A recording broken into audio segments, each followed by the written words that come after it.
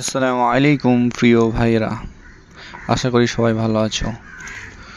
ইতিমধ্যেই তোমরা দেখেছো যে এই সিঁড়িটি কীভাবে বানানো হয়েছে তার ভিডিও দিয়েছিলাম।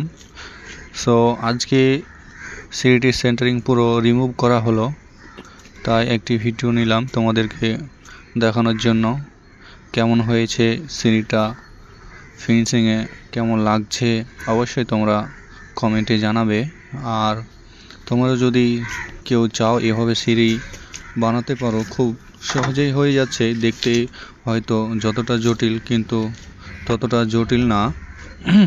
আমরা এখানে যে গ্যাপটি দেখতে পাচ্ছ সিঁড়ির মধ্যে, এটা 3 ইঞ্চি আছে আর স্ল্যাবটা 4 ইঞ্চি আছে।